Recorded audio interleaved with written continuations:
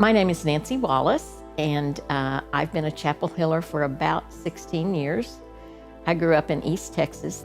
Church was always a big part of my life, and I always pictured heaven, and I still do, as a place where everybody's singing all the time and always perfect pitch, because I always struggled with being the perfect child. Because I was an only child born to older parents who were very prominent and involved in the community, I think I always felt pressure to be perfect. And I always felt totally loved and accepted by my daddy, but I never felt really accepted by my mother. I struggled for her approval, and I never really felt like I got that from her.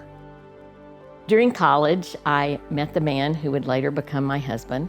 I was still struggling to be the perfect daughter, and I continued that struggle and wanted to be the perfect wife, because if I was the perfect wife, then of course I would have the perfect marriage.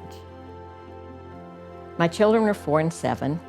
My husband was rarely at home, and we'd grown further and further apart. My mother was lost now in the fog of early onset dementia, and for the first time, she really loved and accepted me. Divorce had never happened in my family, and I really believed that failing in my marriage would disappoint my parents like never before. After 16 years of marriage, I experienced a very dark night of the soul, in which I knew that I could no longer remain emotionally healthy in my marriage. My project then was to fix the marriage, but my daddy was diagnosed with terminal cancer, and he came to live with us. My mother no longer recognized him nor me. My daddy died.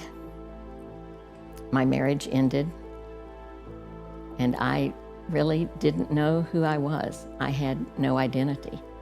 I'd been a daughter, a wife, a mother, and now I was an orphan, single, and only a mother part of the time. On the day my husband moved out to his new home and took our 2 small children, I remember walking in our bedroom and falling on the floor and sobbing hysterically. And I also can remember actually feeling God's hand on my shoulder when I asked him, "Where is everybody gone? I'm all alone." And I could hear his voice saying, "Nancy, you're not alone. I've been here all the time, and I'm here today with you now." My world had completely fallen apart, but what I hadn't yet learned was that God's kingdom is unshakable. 16 years later, I'm church shopping with my second husband, and our daughter mentioned a church that she and her husband had been attending, Chapel Hill Fellowship, where the minister, Jeff Gannon, told a story of God's love and acceptance for everyone, no matter where they were on their journey, a with God life, and that's what I was looking for. In 2006, after experiencing the death of a very dear family member, I decided to sign up for Jim Smith's second apprentice class.